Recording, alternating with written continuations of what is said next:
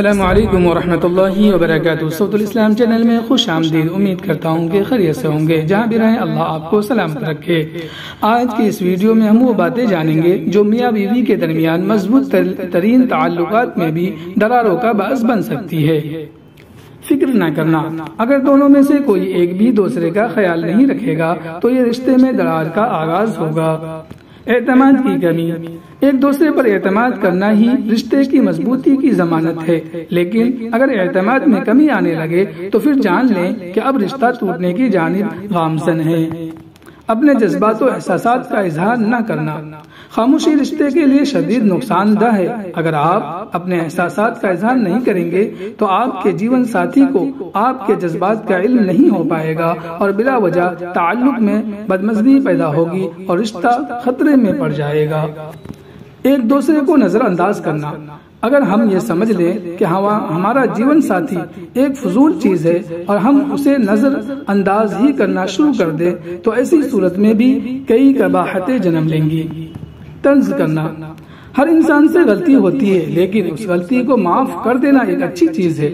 میاں بیوی کے تعلق میں تو اس بات کا خاص خیال رکھنا ہوتا ہے کہ کسی غلطی پر ایک دوسرے کو طنز نہ کیا جائے۔ اگر آپ ایسا کریں گے تو آپ کا رشتہ جلد کمزور ہونے لگے گا، کیونکہ یہ انسانی جبلت ہے کہ اسے طنز بالکل بھی پسند نہیں ہوتا۔ ایک دوسرے کو مکمل تبدیل ہوتے دیکھنا، یہ کسی بھی صورت ممکن نہیں کہ آپ کی بیوی یا شوہر آپ کی خاطر مکمل طور پر تبدیل ہو جائے۔